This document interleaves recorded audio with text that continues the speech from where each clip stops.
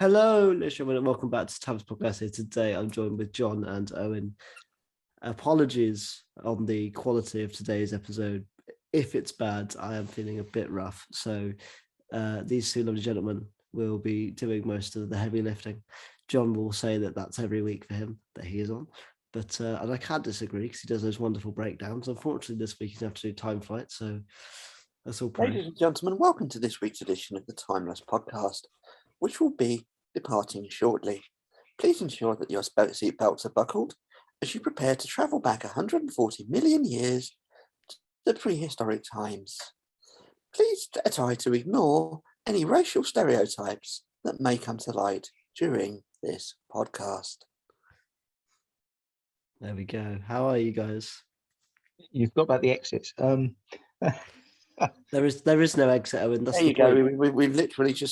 We've literally already started the podcast, and Owen's already thinking about the exit. That's what time flight does to you. Yes, this week's episode is about time flight, the Doctor Who episode, the Peter Davison episode, which is sort of weird. How are we? I've worked something like 55 hours this week, so I really couldn't wait for my Friday evening to come.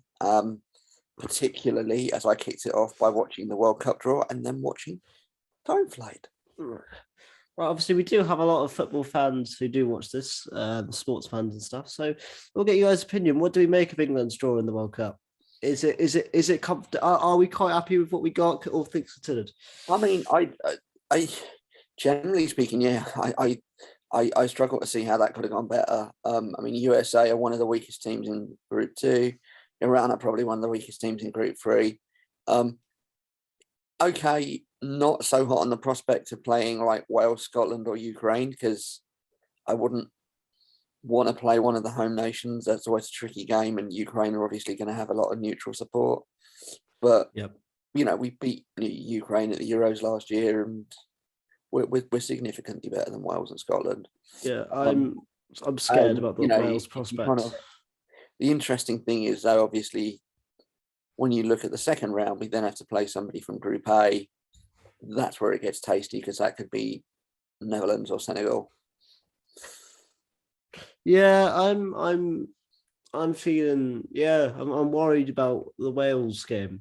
Obviously, I live in Wales. Yeah, a lot of my friends are Welsh, so therefore they support Wales. As an Englishman, being in Wales, it's sort of hostile. I was here for the Six Nations. I'm not even.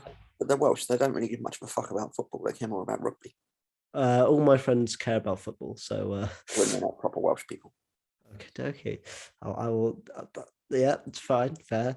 But yeah, I'm friends with someone that plays for the Welsh team, so that's not even a joke. That's a fact. Yes, I remember you mentioning it during the Euros last year.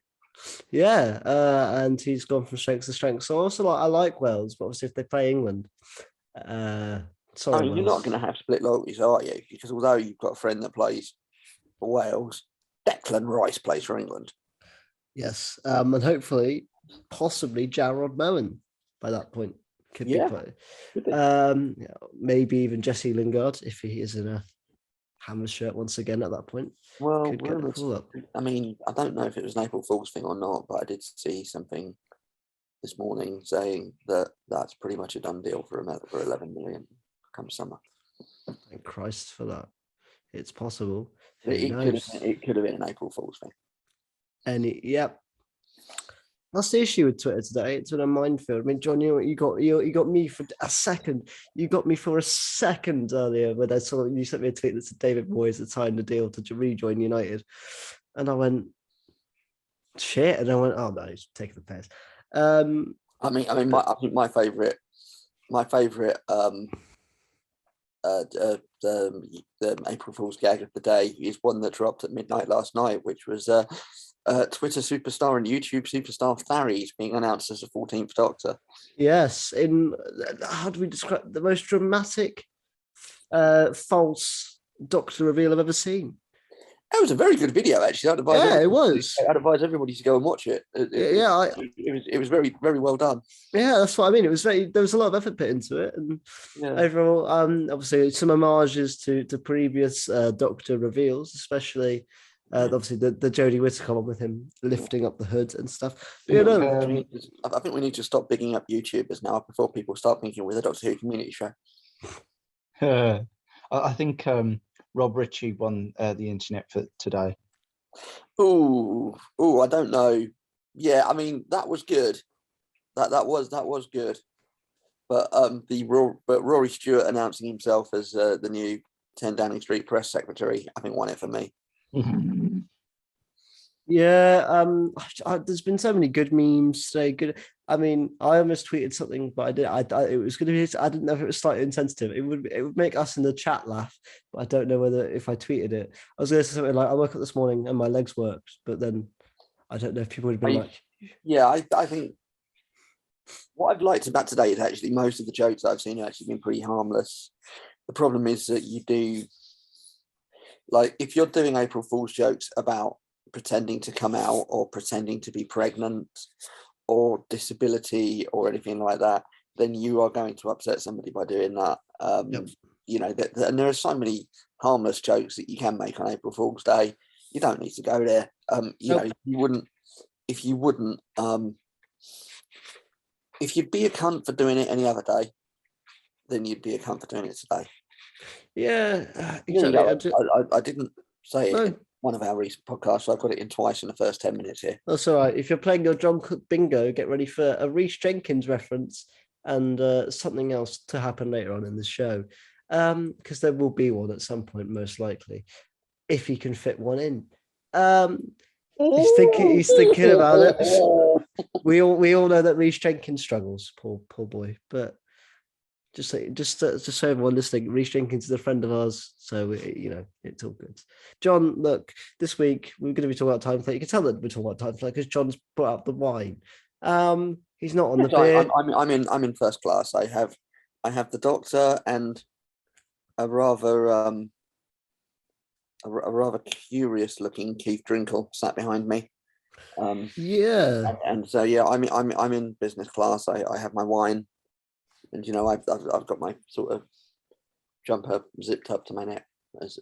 Me too. Actually, as it's a bit nippy back here in 140 million BC. It's around just the time nippy. around the time of the birth of Rhys Jenkins' girlfriend. Let's get that bingo card dotted down. Knew it was coming. Yeah, well, we didn't. Unlike Rhys Jenkins.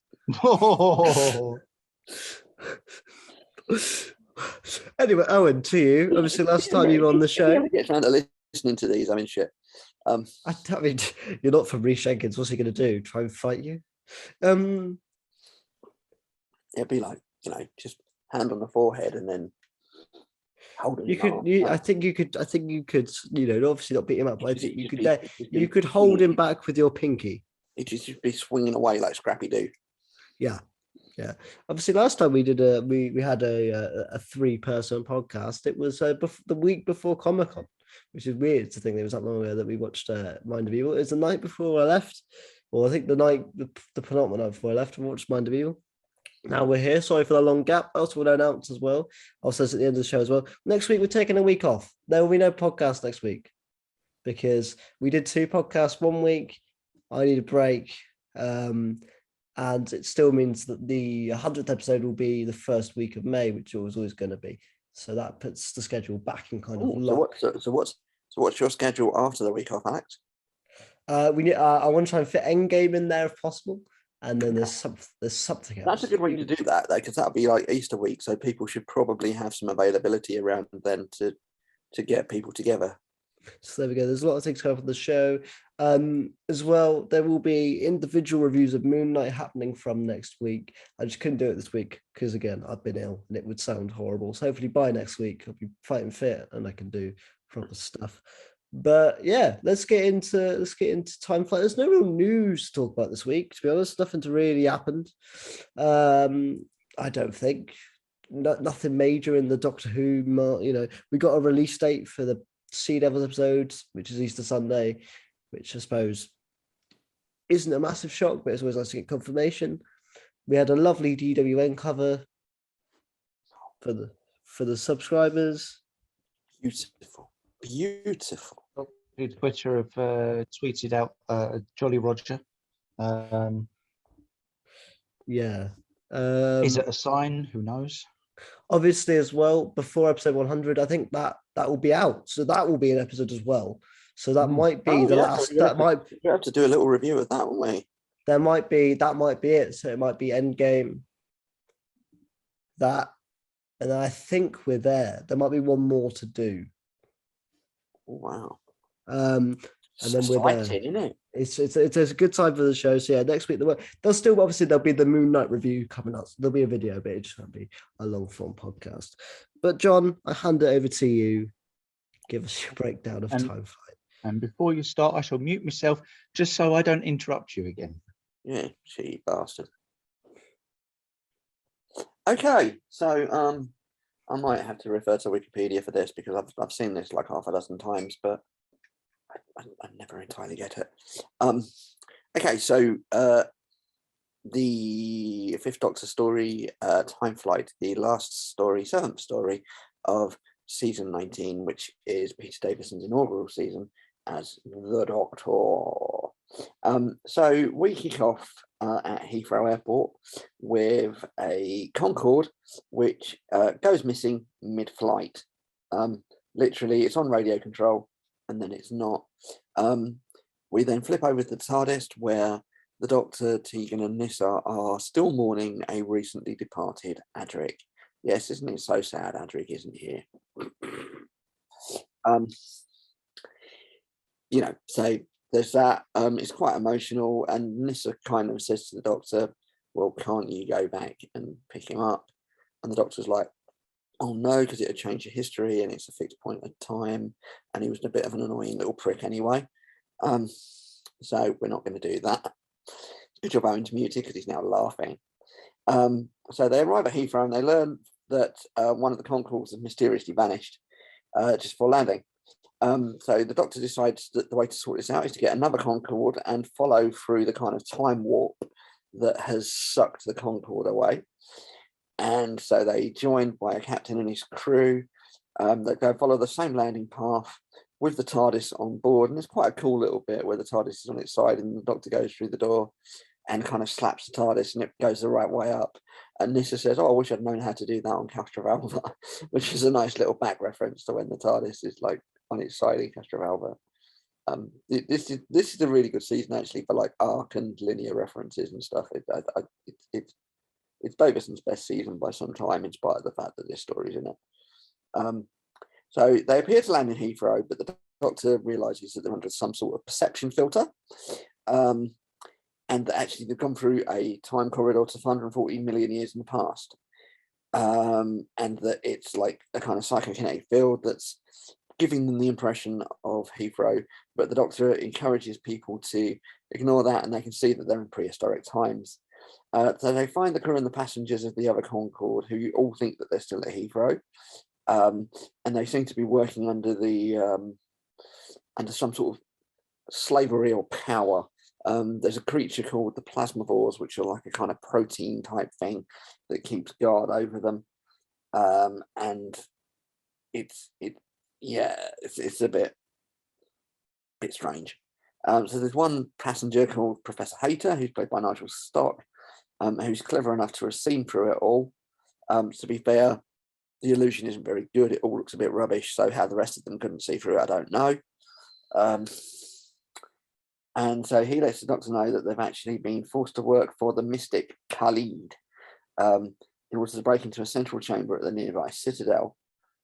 The Doctor goes off to see Khalid. There's a reason that I keep saying it like that. We'll get to that later. Whilst the captain and Hayter attempt to sort of break the others out of their spell, and Nyssa is able to enter the sort of central chamber freely because she's got like psychometric abilities. It's always helpful being a bit of an alien, whereas Tegan just sort of stands around and is a bit gobby because it's always helpful being an Australian. And so anyway, they go to find the power source of the psychokinetic field.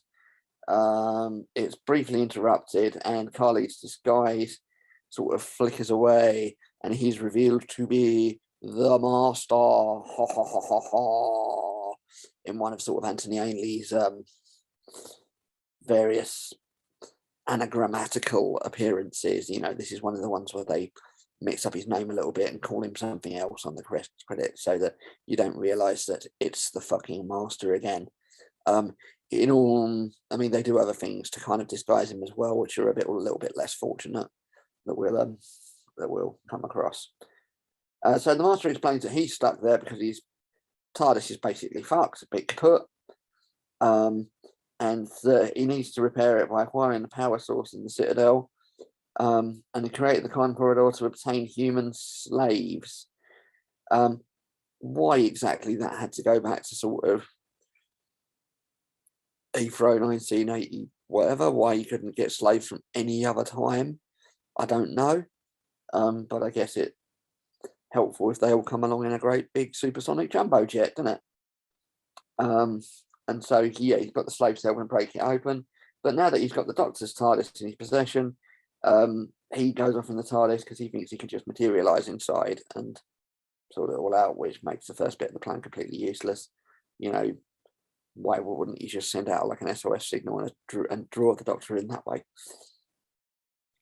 So the Doctor finds a humans have finally broken through the chamber. Which you can tell I am reading this from Wikipedia because I'm that fucking bored by it.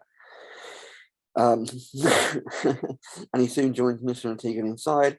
They find that the power source is a intelligence of numerous Seraphim, who are kind of a funky looking alien. Their ship had crashed there a few years ago when Bruce Jenkins' girlfriend's mother was born, and was able to survive against like high radiation levels, etc. And though they agree to help the Doctor initially, but then when the Master turns up, they kind of split off a little bit, and some of them want to help the Doctor, some of them want to fight against the Doctor. And so you get like one of the worst cliffhangers in the history of Doctor Who at the end of episode 3, where it's like, oh no, the Zerbim are flitting. What does it mean, Doctor? It means the Master's finally defeated me. Oh, God, and mugshot to camera. Sorry, as you can tell, I really like this one. That the Master's unable to materialise the Doctor's TARDIS inside the chamber, and instead he uses it to create an induction loop, which I always thought was something you put on a telephone so you could hear for a hearing aid, because it is, to transfer the sound to the TARDIS. On returning to the TARDIS, he finds that the Captain and Hayter have taken some of the key circuitry in their attempt to free the others, and he attempts to scavenge those parts from the Doctor's TARDIS. The Doctor proposes a truce, providing the spare parts, including a temporal limiter, to repair the Master's TARDIS in exchange for dropping a psychokinetic field. The Master agrees and quickly dematerializes when the TARDIS is ready.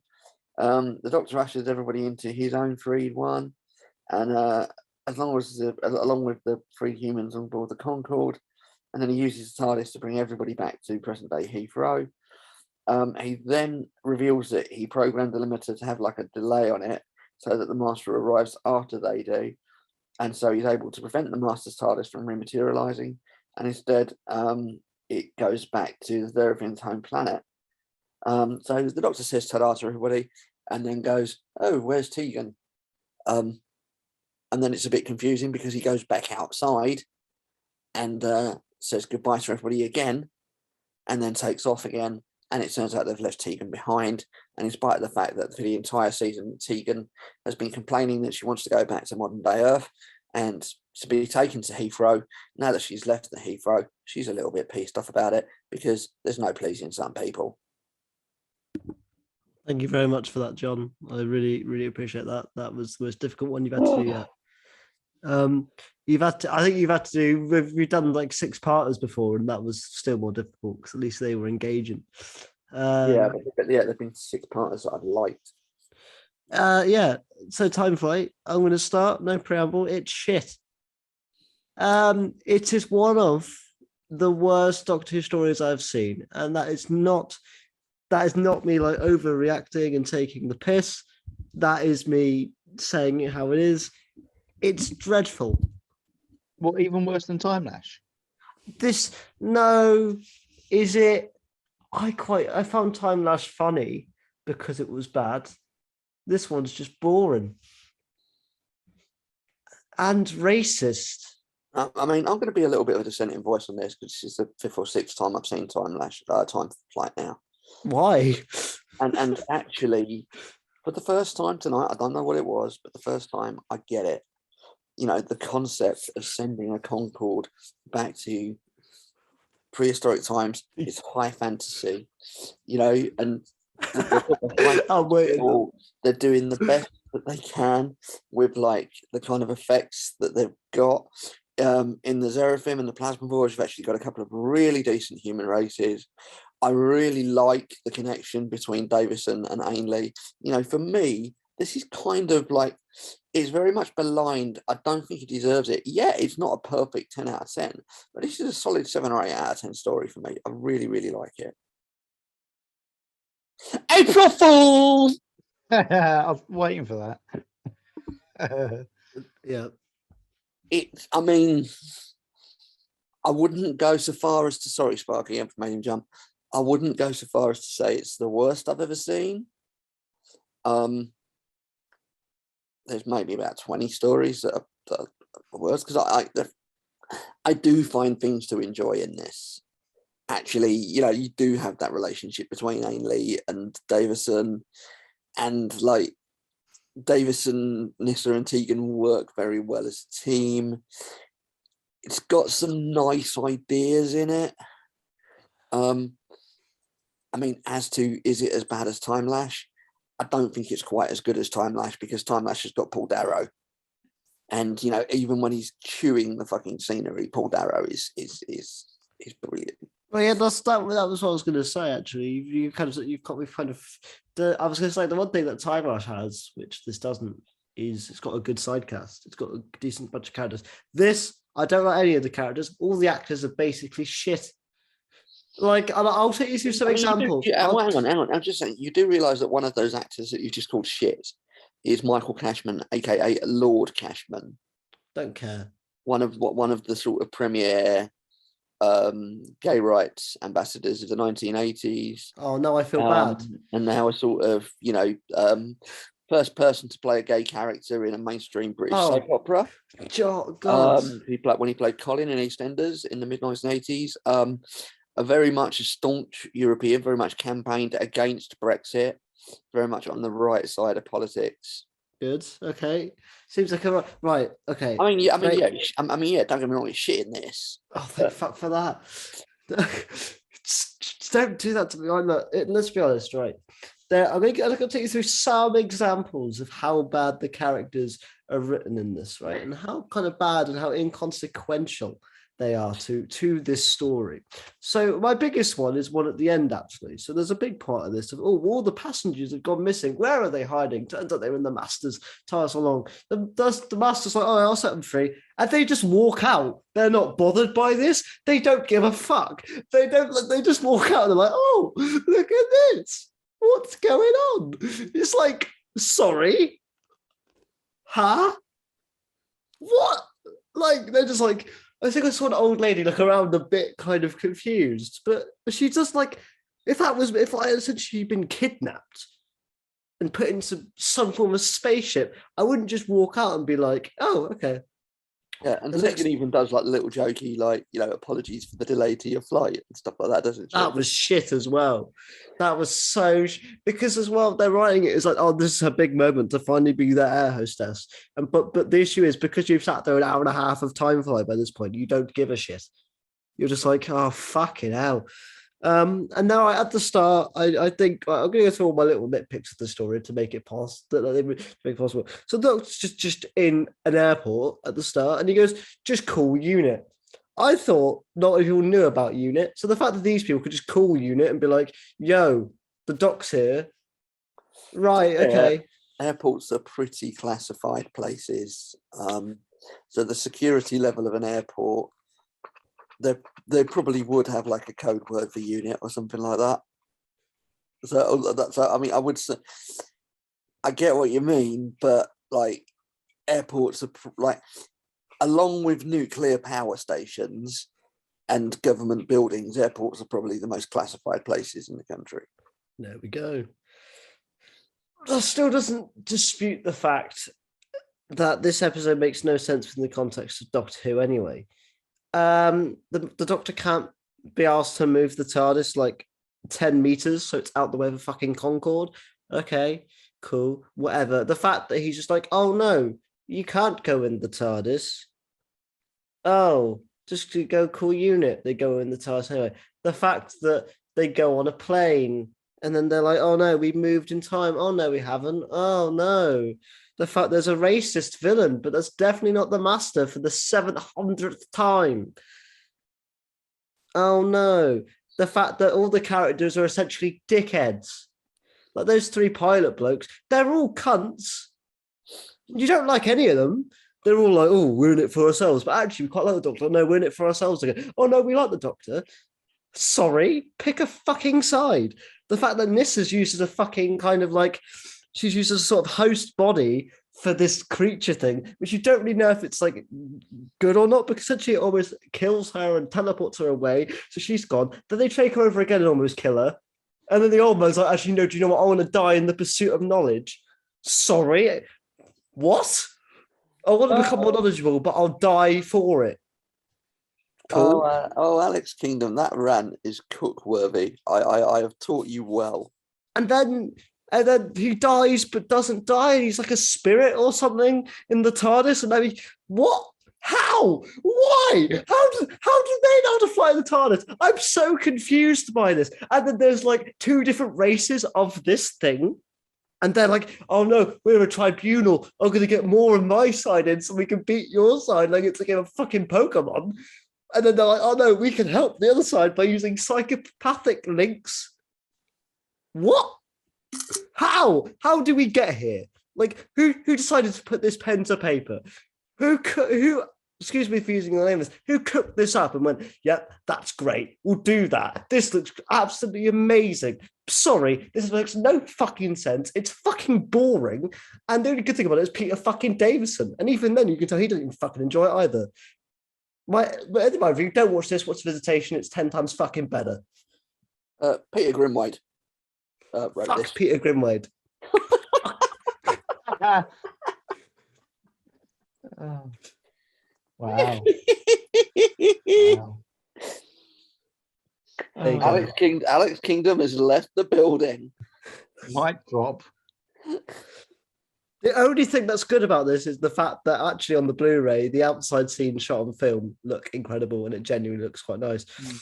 Yeah, the there's actual some of the exterior shots, and then you've got some of the shots where they're inside Heathrow Airport as well, and the picture quality is fucking amazing. Yeah, but at the same time, some of the studio shots that are shot outside look absolutely awful. Yeah, really jar. And, you know, I say that as somebody who is fucking blind. And even I can sit there and go, well, they're not casting any shadows. They're clearly not outside. It's awful. Yeah. So, yes, I'm sorry. This is going to be negative. Not enough. Well, it could be in a fun way. But for me, this is one of those Doctor Who episodes. I'm going to say it. There is next to no redeeming qualities. And I mean that. And I'm sorry. But I'm for most part, there's something in every Doctor Who story I can go, yeah, that's really good. In this, not one thing. There was not one moment where I wasn't on my phone or wanting to go on my phone and being like, what the fuck?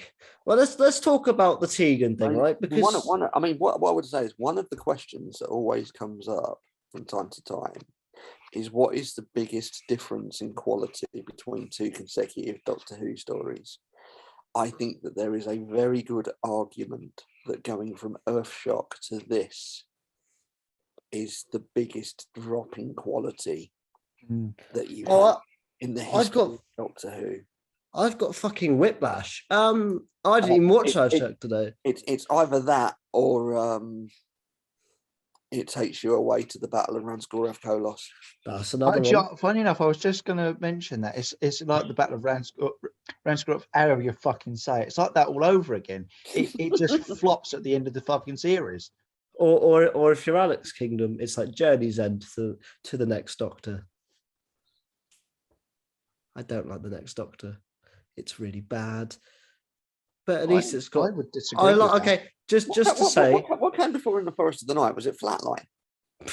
Yeah, Because that's another one. Flatline to In the Forest of the Night is a massive drop. or how Heaven Sent to Hellbent.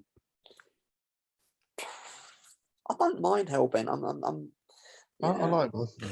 Well, believe it or not, guys, there might be a wink, nudge, nudge. We might be talking about this in a few weeks' time, so we'll find out.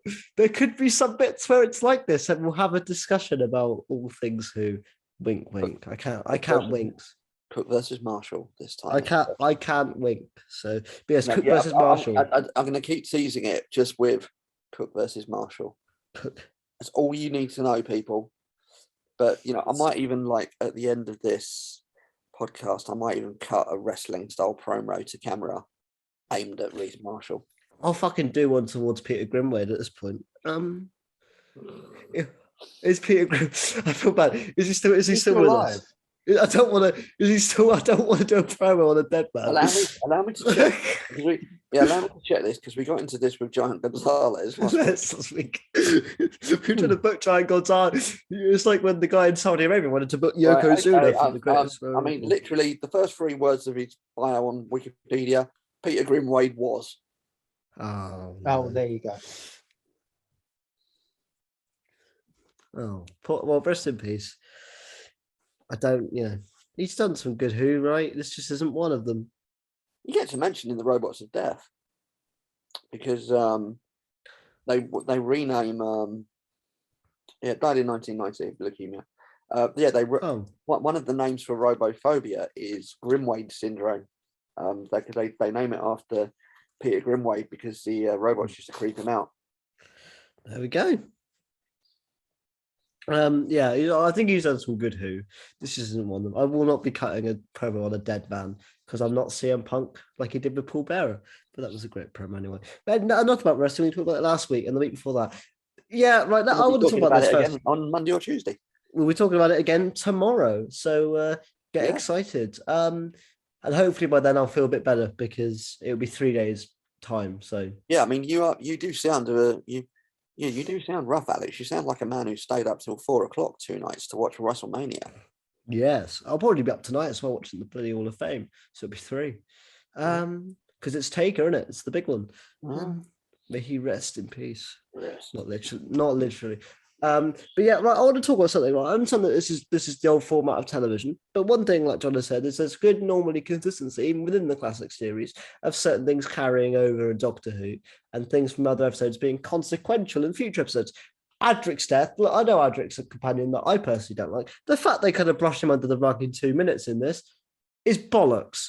And I'm sorry, but there have been so many brilliant examples in the classic era of companions dying or leaving and there being, ripples that affect the future stories. This time, he's like, oh no, we can't save Adric. And then Tegan goes from caring to going, oh, all right then. Yeah. They literally just chuck him under a bus. Yeah, I mean, it really baffles me. And if there wasn't a precedent before, and I could even talk about a few if you need me to, but if there wasn't a precedent before of companion exits master, making a difference in classic Who, I go, do you know what? It's classic era. Television just wasn't that way. But it's so baffling, especially it's the first companion death, and it's swept under the rug in 2 minutes for time flight. Jesus Christ! When you put that in context, oh God, I've thought of another one as well, John. I don't know if you agree with me. By the way, mate, before we get emails, it's depending on your context. It's the second or third companion death. Sarah Kingdom with Katrina and Sarah Kingdom in the Daleks Master Plan. That is one of the best screenshots of me at all fucking time. I got a bit. I'll put that up. I'll edit it in. That's a brilliant picture of me. That should be your new thumbnail for. That should be your new thumbnail for the podcast. No, I'm not getting rid of Owen's artwork just yet. He did a lot of effort. You should at least use. You should at least use it when you tweet out this episode. Should it be my Twitter AVI? Should I get rid of Jodie for a few days? No, it's that. But Yeah, I've thought of another one, by the way. And obviously, this could actually be like a podcast debate or format at some point. But Keizo Dozani to Twin Dilemma. Oh, yeah. Yeah, fair point, well made. But yeah, this episode really baffles me because it seems that obviously they knew they had a good one with Earthshock. And they went, this is great. This is a good story. But they just seem to not give a fuck about this. Like, character development in this is terrible. Tegan's character development from going, I've always wanted to go out. Why are we not in bloody Heathrow, Doc? I can't do an Australian accent. Why are we not in Heathrow, Doctor? Come on, get me out of fucking Heathrow. I want to be an air hostess. She becomes one. Oh, I don't actually want to do it no more. I want to be with you. But also, it's not like she just had a good, fun adventure. She almost died like 3 times. And there wasn't really a moment where she to enjoy herself. So it comes out of fucking nowhere. It just Genesis of the Daleks to Revenge of the Cybermen. Oh God. And Androids of Tara to Power of Kroll. I've not seen. I've only seen Stones of enjoyed Blood. Revenge of the Cybermen. There we go. We're weirdo. It's gonna John watch it now. It's gonna come out the fucking wheel, isn't it? But yeah, this episode, I don't like it, and I don't really know how to dissect it because I don't really know what happens. So the Master's gone back because of this race that has some kind of thing that he can use for Tyrant and stuff, to gain more power, which is every Master plot. He wants more power. Basically, his TARDIS is fucked and he needs to fix his TARDIS. However, like John said, why here? Well, I understand you could say that and you can go, well, that's any TV episode, but also the place is fucking demolished. It doesn't seem like a great place to gain your power. Here's the thing, though, right? Obviously, like, Chameleon Circuit in the Master's TARDIS works, yeah? Why the fuck is he in prehistoric times disguised as a Roman column? Yep. Yeah. Yep. Again, attention to detail. You'd be a fucking tree or something, or a big rock. Yeah, a big rock would be about right. Because I think even like landing as a tree, you know, there's not really any plant life around. I think at that time. But yeah, Anthony Ainley's not doing a good job here, and it's not his fault. He has no material to do anything with. He's so boring. He's uncharismatic. I mean, he's got material to deal with. It's just very, very dodgy. And I mean, we do have to address that. Yeah. All jokes aside, quickly we'll take a break to talk about the fact that this episode decides to put the Master. What the fuck? Decides to take the Master, who of course is a bad guy, but they decide to take him and disguise him in, let's say, a not so savory disguise. Yeah, I mean, it's like,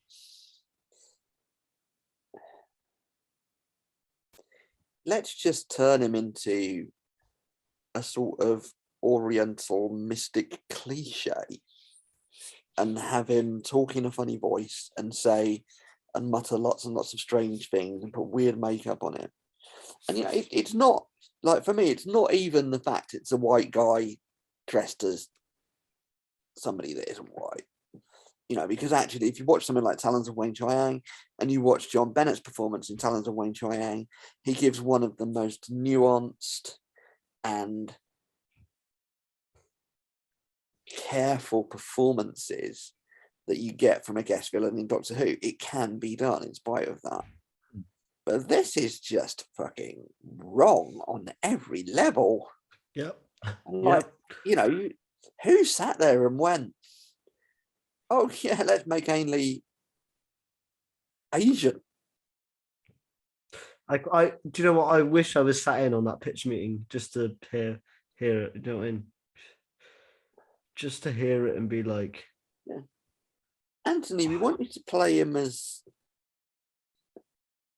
sort of Chinese with a cold. What? Which ends up with him passing out and others. Just his nose just streaming this green ooze at the end. What, dear boy? Yes, we know you've done the Master a few times, but like 3 times already. We need to shake it up a little bit. you're going to play him Chinese with a cold. Yeah. But it's 1982. Are you sure people won't be offended? No, be fine. Nobody's ever going to watch this again. Yeah. Especially after seeing this. I ain't gonna watch it again. You're not gonna make me. Also, Kevin Parrott, go fuck yourself. Because before I started watching this, you said there's nothing wrong with Time Flight. It's all right. Obviously, John corrected you, and showed you that there is. It does have some very good fans. One or two dear friends of ours are big fans of Time Flight. I'm not gonna out them here, but one or two good friends of ours who are big Peter Davison fans are very big fans of Time Flight. I love Peter Davison. He's my third favorite Doctor. I'll say that to the end of the year. And look, I'm not going to stop it if anyone does enjoy this. I'm not going to say you're wrong for enjoying this. I'll say that Ken Parrott's wrong. There's nothing wrong with it. But if he enjoys it, then good for him. But Kevin Parrott enjoys a lot of things that probably aren't very good for you. Oh God. Anybody else in this chat you want me to gun off? You can do it to whoever you like. But yeah, just except for Beef. I'm not going to do it to Beef because Beef. Yeah, because Beef would slay me. Yeah, Beef one of those that like you would get. Beef is the only person that could burn you more than you can burn anybody else. Yeah, that'd literally be like that'd be biting off more than I could chew. But yeah, it's hard to really break the story down because it's sort of weird. I watched it and I remember it being shit, but nothing happened. It was a bunch of nothing. Part 1, they get on a plane. It's like, all right, here we go. We're flying away. Cool. Episode 2, oh no, we're on this planet and this just turns into bubbles and disappears. Okay. And then there's a great bit of sexism where Tegan's like, oh no, I can't go with you. The man will be better with you. It's like, great.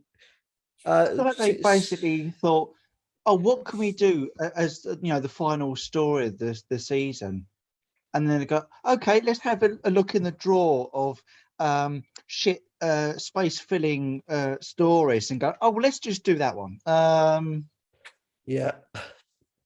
Yeah, exactly. Also, season 10, I love season 19. Like John said, it's probably Davison's best. It's definitely not 20, but 21 is pretty good. I really like Frontios. Which I'm a big fan of Warriors of the Deep. I bet you are. But yeah, I don't know. It should have ended with Earthshock. This shouldn't be a thing. Yeah, it's worse. It's worse than Fort of Doomsday, and I don't like that one. Yeah. Would you say it's worse than Kinder? Yes. Given that your reaction to Kinder has become like the biggest meme in our group chat now. Yes, because what is going on? At least I was entertained with Kinder in some capacity. Whereas this, I watched it, and I always say this, like everybody does who watches media and consumes it. It's always better to have a reaction of, maybe, oh, that was a bit weird and maybe a bit shit. But I felt nothing when watching this because I didn't get it. I didn't know what was going on. I knew it was shit. What the fuck is going on? This time I was literally like, what the fuck is going on? Not because there you go, I said mine, I'll get that on t-shirt. But yeah, I don't know. I just feel like everyone doesn't care about the script. None of the actors are doing a great job. None of the side characters are memorable. The villains aren't. Well, the villain's not memorable. He is memorable, but not for the right reasons. Yeah. Anything you want? Anything you guys want to say? I mean, I'm somebody who always tries to look at things in context and not to judge things by like the standards of today. But this wasn't made in the 1970s. This was made in 1982. By 1982, everybody knew that there were certain things you didn't do on TV. The Black and White Minstrel Show had been cancelled. Ain't I Thought might have been cancelled. You didn't do shit like this. And it's like, why the fuck? the thing is, there's a genesis of a good story in here. You know, there is a genesis of a good story in here. You know, a Concorde being transported back to prehistoric times, full of passengers. Yeah, you could tell a really good story with that. You know, the first thing to do would be not to send the Doctor straight after them, and to leave it like, or to have them arrive maybe 6 months after that first Concorde, and then see how those passengers and crew had survived for that period of time. You know, or you could even tie it into something like the Face of Evil. You know, there's so much that you could do with it, and I think that's the problem with me for this. It has the potential in its idea to be a really good story, and it's just shit. And the only things that save it for me are Davison, Sutton, and Fielding. Owen, you're normally the most positive out the three of us in terms of I don't think I've ever seen you really shit on that many episodes, if ever. But surely you can't defend this. Don't tell me. Of course he doesn't, because you've got to sell. I mean, I think previously I've said that, I don't mind time flight, but after having a rewatch, and I think it's not actually as good as I remember it. I don't even know what I was thinking at the time last time I watched it. Because I mean, every point that yourself and John have said, you're not wrong. And looking back and watching this again, it's just like, it's dog shit. That's what it is. Yes. All right. And it's up there with Time Lash. Yes. Now, I'm going to say this because this was a scene that really confused me. And like John said, it leads to one of the worst, if not the worst, cliffhanger in classic Doctor Who. Part 3. 2 of these aliens from this planet, I can't remember what they're fucking called. John, you had the name up. The Zerafin. They present themselves to the Doctor, said, Tegan and Nyssa, and they're like, oh, do it this way. But another one shows up. He's like, no, you should do it this way. And so then they get in a debate, and Nyssa's like, oh, this is what's going on. They're discussing this. Who wins will control all of them or whatever. So then what happens is the good one starts to win. So the bad one then brings more of its buddies along to help. And then for some reason, the Doctor, Nyssa, and Tegan can help it with their minds. I was watching, I was like, what's actually going on? It makes no sense unless you can make sense of it for me. Essentially, these obviously we've heard about the aliens, we've seen them a little bit, but these 2 new aliens essentially they have a political debate, and then one of them turns into Donald Trump's like, I'm going to be my friends. I did not lose. Fake news. I win. That's my Donald Trump impression. And he brought his mates along to come up and win the fight. And so the Doctor is Tegan have to just use their mind. The master has finally defeated me. Yes. The thing where Nyssa and Tegan and the Doctor have to put their hands over this. I mean, it looks like a christening font. To try and sort of like telepathically communicate with the rest of the Zerafin, to basically say, you're not needed here. Fuck off. I don't know. It's weird, but also the thing with what's the scientist's name?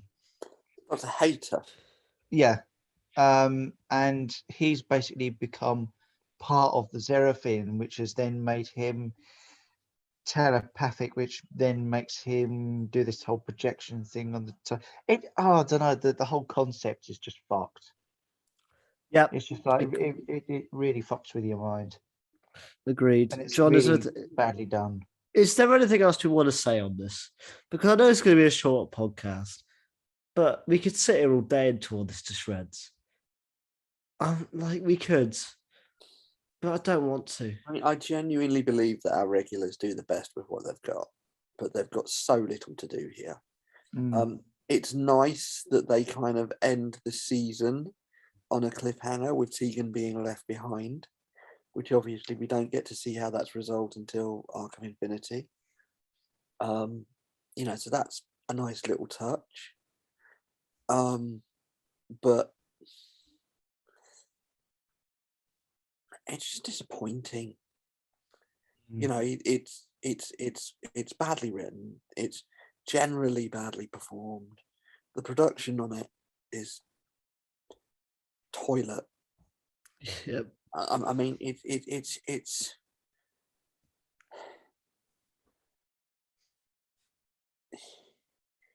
not quite the bottom of the barrel, but it's getting there. Yeah.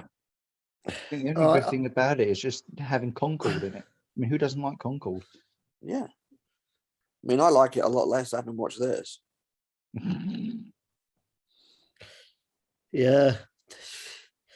I've never felt like I was watching a Doctor Who story ever.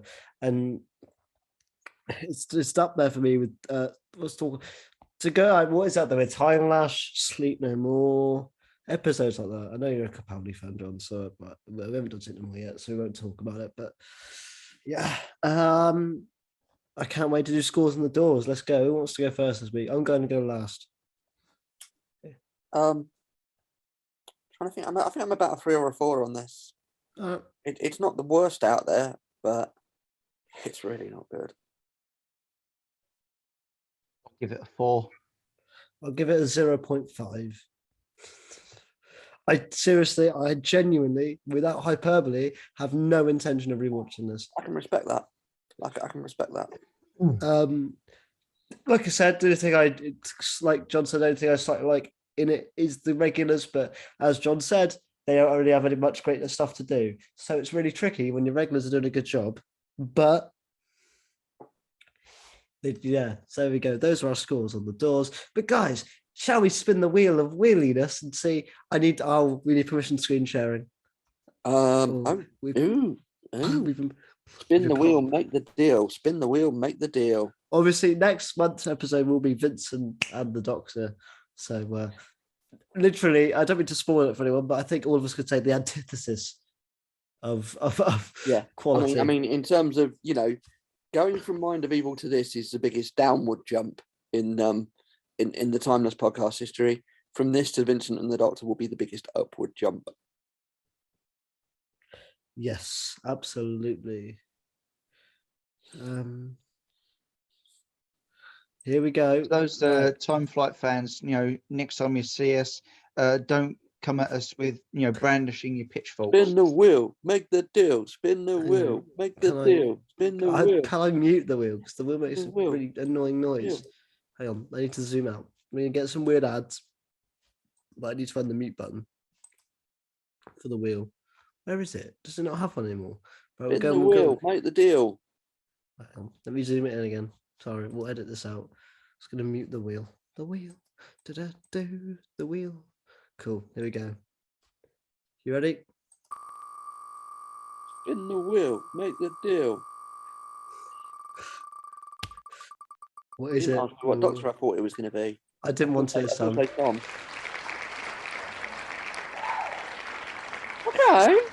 So back to back Matt Smith. So should we do what we did last time and push that back one? Because back to backs are normally not a thing people like. But I mean, that would mean we're then 3 months in advance, wouldn't it?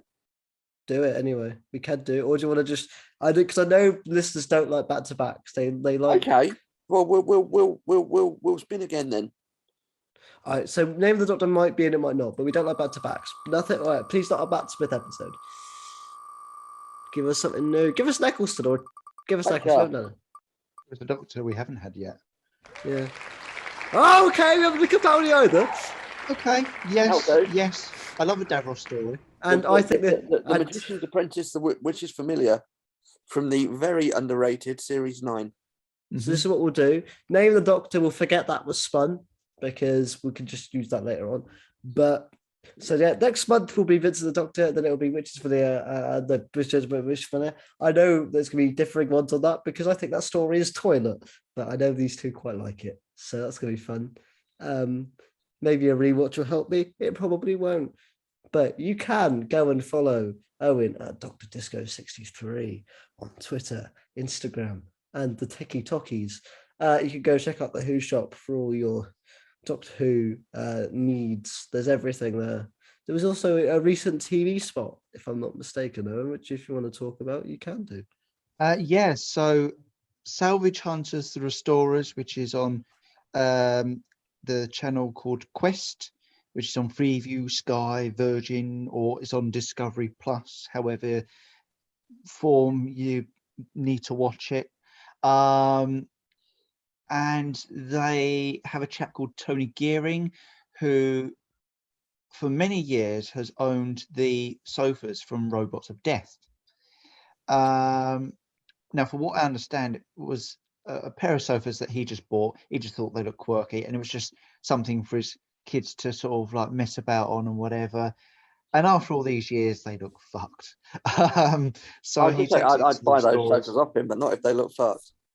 And basically takes it to them to get restored, and then he comes to the Who shop to get a bit of information on the background of the sofas, and he chats to our Toby. I'm not in it, so yeah, I'm not bothered about that, but they didn't need me. But yeah, it's a good little watch. So yeah, I recommend that. And also, the Who shop is now on TikTok. Yes. Have you made any though? Because you did the first few and then stopped. I think there's about 5 now. Can there be one of you dancing inside, please? No. Yes, no, Owen, no, Owen, no, Owen. it's not happening. Owen. Can I wager you something? Can we? Make me feel like dancing. Right, Owen. Right.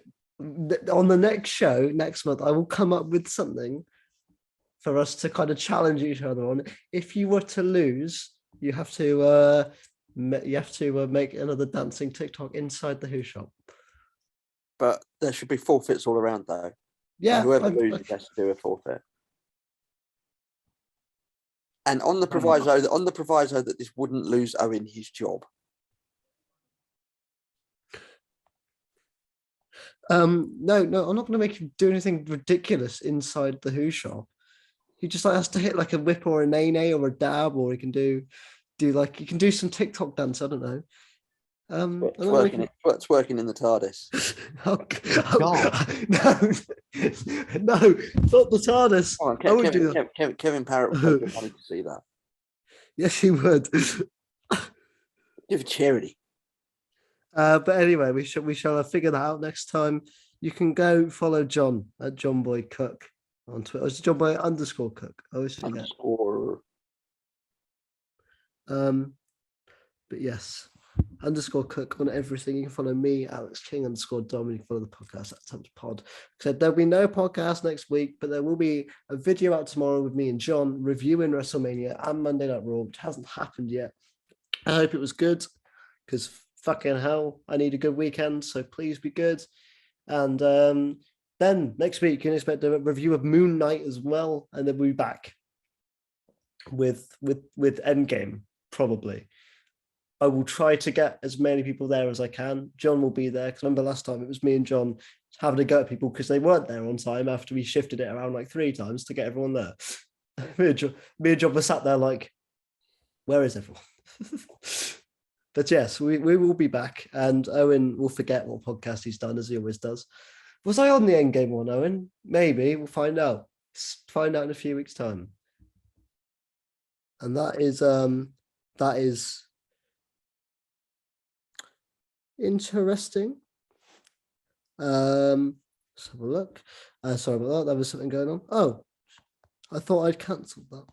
My bad. I got excited for a second. Then I was an email me saying your payment's been declined. I thought it was for the box set. I forgot I kept Star Wars, the Lego game, on my buying history. So I need to take that off. Because I need to wait till next week until I get paid. Mine's downloading on Sunday, all ready for me to play on Tuesday. Ooh, exciting. But yeah, thank you guys all for watching. We'll see you guys all soon. Take care. Like, comment, and subscribe. But before you go, there's a couple of things to do. I mean, I said it earlier. I said I was going to do it. Oh, he's going to cut a promo to do it.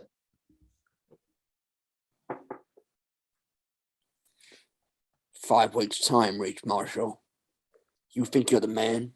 You think you're Gallifrey Forever 97? With your Doctor Who knowledge and your memes and your trailers? You think you know all about who? Well, I'm Gallifrey Forever 98. I'm one more. I'm Gallifrey Forever 90 Infinity. You think you can take your Doctor Who opinions and knowledge and take on me? You think you can come for my boy Pertwee? You had another thing coming, brother. I'm gonna lay the smack down on your candy ass and paint the TARDIS bright pink with your blood. 5 weeks' time, brother. It's all. Don't have nightmares. Do sleep well. Don't be racist, BBC.